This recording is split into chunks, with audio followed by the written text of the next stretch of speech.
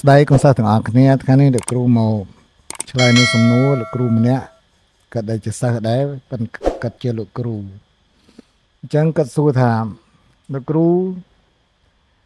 ពេលដែលយើងសតទៅវាអត់បានទេយើងសតចំណាត់ថ្នាក់ឲ្យពីតូចមកធំពីធំទៅតូចក៏មិនបានសតពីឈ្មោះនេះក៏មិនបានអញ្ចឹងហើយមូលហេតុអីអញ្ចឹងមូលហេតុនេះដោយសារតែយើងវាជាប់រូបមន្តប្រើរូបមន្តរែងនៅក្នុងនេះវាជាបញ្ហាដែលយើងមិនអាចសតបានណាវាជាបញ្ហាអញ្ចឹងបើមិនជឿយើងសលេចសតមើលទៅវាមិនបានទេយើងចូលទៅកាន់ data សតហើយយើងចង់សតតាណាមួយក៏វាមិនបានដែរមិនថាចំណាត់ថ្នាក់មិនធ្វើអីទេវាអត់បានទេវាឆ្លើយមកថាអត់បានទេយើងមិនអាចរំកិលបានមិនអាចបដូរនៅ array នេះបានទេអញ្ចឹងដំណោះស្រាយសូមមើលវីដេអូនេះឲ្យចប់ដំណោះស្រាយនេះមានរបៀបធ្វើបាននិងមិនបានដំណោះស្រាយទី1យើងអាចធ្វើរូបមន្តមួយសតស្មើហើយសតមក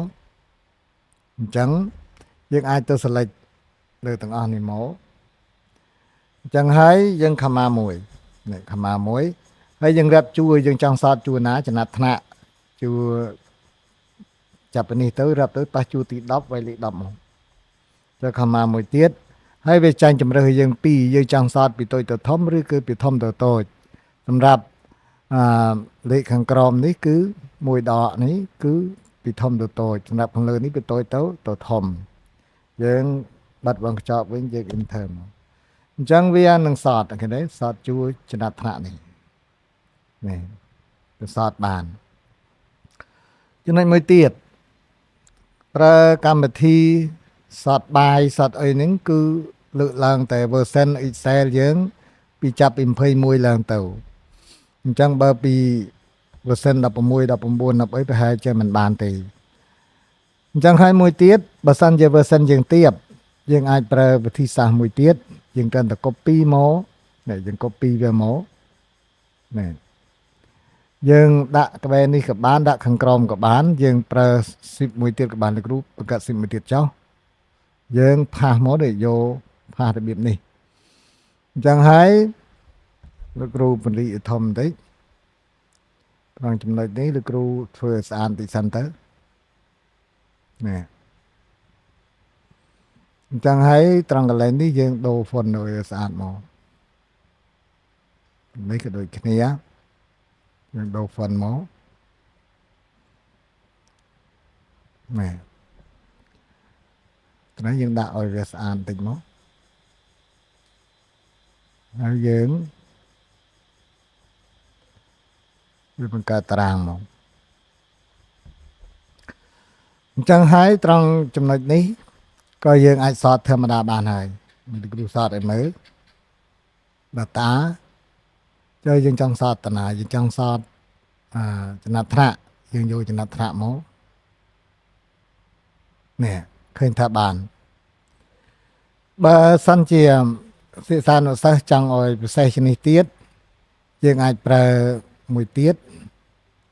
យើងគ្រាន់តែចុចលើនេះមកលេខចេះមក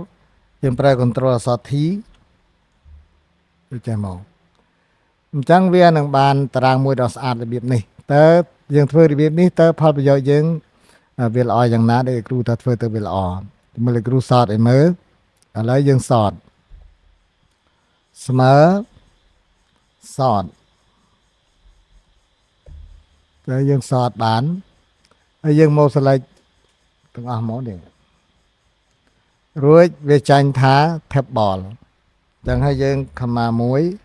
នេះវាចាញ់ថា table យើងខមាមួយឥឡូវយើងចង់ឲ្យសតជួរណា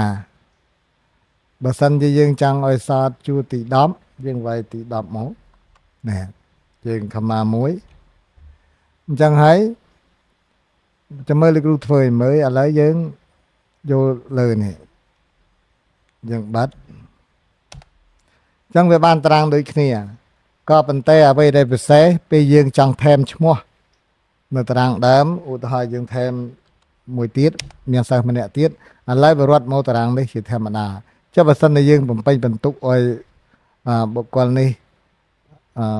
ដាក់ឈ្មោះអីសិនទៅដាក់ឈ្មោះអញ្ចឹងទៅរួចហើយយើងដាក់បន្ទុកឲ្យកើតលេខ1ឬក៏លេខណាវានឹងរត់ទៅដោយស្វ័យប្រវត្តិដោយខ្លួនឯងចាំមើលលោកគ្រូធ្វើឲ្យមើលវារត់បឡើងមកលេខ1ដោយខ្លួនឯងចឹងលោកគ្រូវាយបន្ទុកមកយើងអូសតែម្ដងទៅលឿនទៅថាធ្វើម៉េចឲ្យបានលេខ1ណាអញ្ចឹងហើយយើងដាក់កើតជាប់លេខ1អញ្ចឹងឈ្មោះនេះឃើញឡើងមកខ្លួនឯងទេនេះឡើងមកខ្លួនឯងតែយើងសំបីតែយើងដាក់ទៅជាប់ក៏វាទៅជាប់ដែរណាល្អណាស់ឲ្យទៅណាទៅឈ្មោះនេះនឹងឡើងទៅជួរទី1ដោយខ្លួនឯងអញ្ចឹងវីដេអូនេះមានតែប៉ុណ្ណេះទេបើសិស្សមានយល់ត្រង់ណាសូមអាចឆាតមកសួរលោកគ្រូបានសូមអរគុណ